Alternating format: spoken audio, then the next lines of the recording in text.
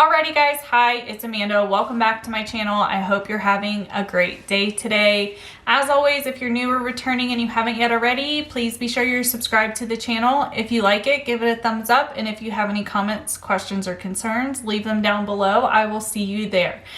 Today's video is going to be kind of a my thoughts, my opinions style video.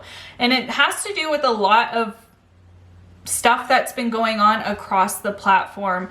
One of the main things that I want to talk about in today's video is cancel culture. This is something that we hear and we see throughout media, all kinds of media, to be honest.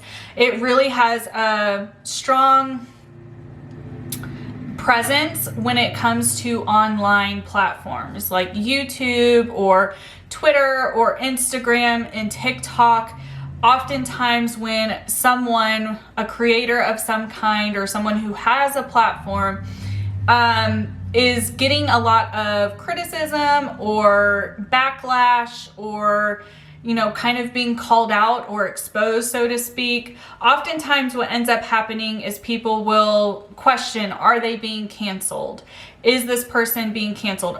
Or people will say, I'm being canceled, if they are the ones who are actively going through any issue. And I don't know how many people may have a similar concept to what I have. And that's kind of what I want this to be, is a discussion, hopefully in the comments, about your opinions of cancel culture, your definition of cancel culture. Because personally, I don't know if I believe in cancel culture, because creators or people who have platforms who you would think would be canceled or would be on the receiving end of being canceled, if you really look at it, they're not canceled. Just because people are making videos expressing their criticism or expressing the information that they have to maybe quote unquote expose them, does not necessarily mean that that person is being canceled. It means to me that they are being held accountable. Oftentimes I see situations like what's going on with James Charles currently, is people will say, well, like his fans will say, people are trying to cancel him. In my opinion, people are trying to hold him accountable to questionable things he has done and poor behavior he continues to do over and over and over again. He is just the prime example. But we have other creators everywhere on every platform who engage in negative behaviors. They maybe are encouraging of inappropriate things to a younger audience. And when creators, fellow people with platforms try and acknowledge that this is happening or call out the bad behavior or provide a video of criticism, people will come to them and say, oh, you're trying to cancel so-and-so. In my opinion, this whole cancel culture really is others trying to hold their peers accountable. At times, I have not ever seen someone who is alleged to be in the process of being canceled not need to be held accountable to a certain behavior. Is it always the behavior that's being called out? No, not necessarily. But typically for me, whenever I see a creator or someone with a platform on any social media being called to a canceling, where?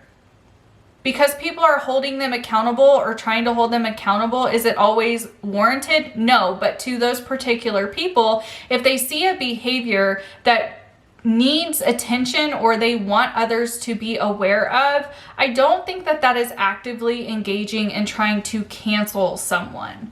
I feel, especially with a lot of people being on the internet more so now than ever because of COVID, that people are jumping to always say or accuse others of canceling them, or that they are out to cancel others. And from what I have seen and what I have experienced as a viewer on YouTube throughout the years, it doesn't seem that cancel culture may exist, but actually canceling someone does not exist. And what I mean by that is there are platforms of people or communities of people which can be negative and can try to go out and say nasty things, spread lies, spread rumors in an attempt to get whoever they don't like canceled, because they're hoping that they get called out or they feel pressured off of the platform, almost bullied off of a platform, right?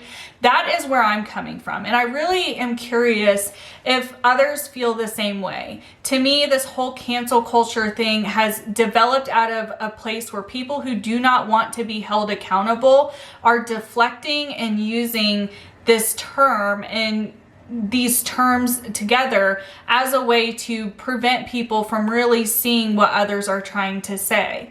I see this across platforms with big, small, and medium-sized creators all of the time. And it's something that I always have kind of felt this way about, but really didn't know how to verbalize what I had been thinking, and that I've kind of explained my thought process. I really want to know what you guys think as far as cancel culture. If you believe in it, how do you think that happens? Because in my opinion, where I'm coming from and where I'm getting these, like, building my thoughts around it is creators like James Charles. We have creators like Onision. We have creators like Davi Vanity. We have creators like, gosh, what's that guy's name? I can't remember his name. I mean, those are just a few. There's several creators who people say should be canceled or are on the receiving end of being canceled. Katie Joy herself, and they're really not canceled. Their numbers may divot down for a brief period of time, but they're back up. Same thing that happened with Manny and Laura when cancel culture first started to become a thing and a terminology that was used regularly. Yeah, they took a hit initially, but they have both since gained those people back. So to me, it's not a thing. And another term that is used all the time and kind of interchangeably is the term trolls. I see creators saying anyone who gives them criticism or anyone, like, it's almost used as a defense mechanism at this point. If someone acknowledges or tries to ask them something that maybe they don't want to answer or they don't want to be asked or they feel is inappropriate to be asked, they say, oh, that person is just a troll. My opinion of the definition of a troll is somebody who is maliciously wanting to stir the pot. They're trying to cause issues on a channel or with a creator amongst other subscribers or creators by what they're saying. They have malicious intent behind what they're doing. They're trying to stir the pot. So I think sometimes creators are paranoid and they assume people are being trolling because they don't want to answer questions, and rather than saying I don't want to answer that question, they just assume or they call them a troll. It's like people are constantly just using this term troll interchangeably, and anytime that, again, people are trying to hold them accountable. Oftentimes when I personally see the word troll being used by a creator, it is when they are actively involved in some kind of drama because people are trying to hold them accountable or because someone has exposed something about them. They then get hyper defensive, and anytime someone comes into their chats or on their comment sections or whatever it may be and ask a question or prod to see, like, maybe they're just trying to figure out where the truth is and they ask a question. If it's something that is not totally supporting of that creator, they immediately call them a troll, which can be damaging to whoever they're calling the troll, whether it's a fellow creator or just a subscriber. That can be hurtful if somebody is not trying, they have no malicious intent behind it. They're genuinely curious, or they may not know all the circumstances of what's going on and ask an honest question. And because the creator may be more defensive or maybe a little bit paranoid at the time, they assume that they're a troll. And often when creators are calling these people trolls, they're blocking them and deleting them from their channel, which is within their right. But at times I feel that they're not really being thoughtful of their audience. And if that's how a creator wants to operate their platform, it's no one's place really to judge, but it does give those people the resentment against that creator. Another term with these that I see happening a lot is an echo chamber. And creators, whether you want to or not, everyone has an echo chamber to some degree. It is how the creator wants to maneuver that and how they uncultivate it or cultivate it is where I see issues personally.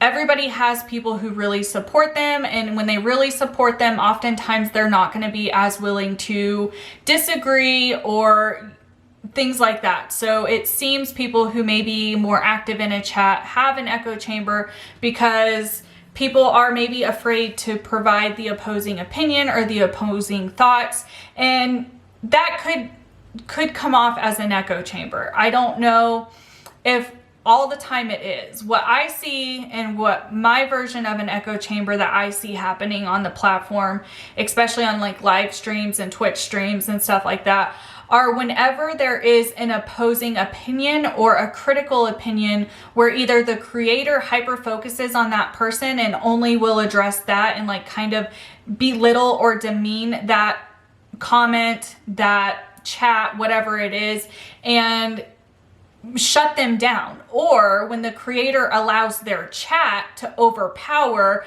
one or a few people who are disagreeing. To me, that is when you are cultivating an echo chamber.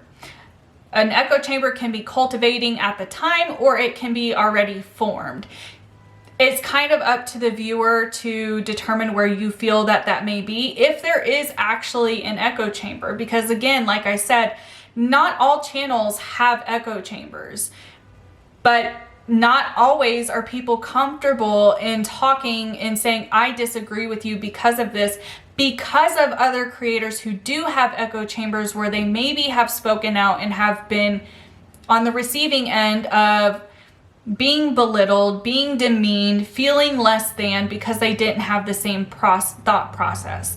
I have had people chat like that in my chat before where they have said an opposing opinion, and I was willing to have a discussion with them and be open-minded, and they oftentimes will thank me and say that they have not had that ability before and that they have actually been uncomfortable with chatting before because of how they have had experiences in other people's chats. And that, I mean, that goes from like large creators to medium-sized creators to small creators. So if you happen to be a creator and you are viewing this, I would encourage to always, and I'm not saying my way is the best way or the right way, but what has worked for me is to always at least acknowledge if there's an opposing opinion, to please feel comfortable and to remind my chat to respect everyone and everyone's thoughts. If you have moderators, you need to make sure you're having those conversations with the moderators on what you approve to be deleted or you don't. Those are responsibilities that come with being a creator. And if you don't want to be in an echo chamber, you have to be very mindful that you're making sure other people feel welcomed, even if their opinion is not what you are saying, and make sure that you are keeping your chat in the same sync of thought process as you are.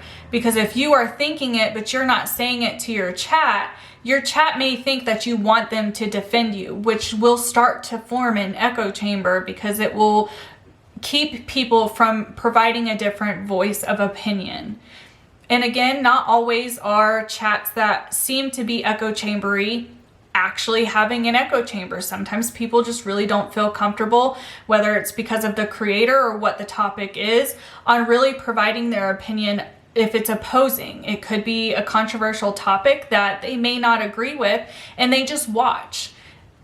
We also have to be aware that sometimes there are people who don't like to engage in live streams. They will watch live streams, but they won't chat. There are some people who won't chat or comment on a video at all, but they could be your die-hard supporter. You never know. And the one time that they may comment may be something that they feel strongly about, and you may push a strong supporter away because you hop on them because they have an opposing opinion. And because you haven't seen them before in your chats, you may assume that they're just a troll. I mean, these are behaviors that I see happen across platforms, and they're just things that I wanted to talk about. I wanted to express how I think, my opinions, how I think these things happen, and also offer, like, for you guys to leave your opinions and your thoughts of these things in the comment section. And if it is different from mine, where maybe you guys can teach me something that, or make me start seeing things from a different perspective than what I'm already seeing them from.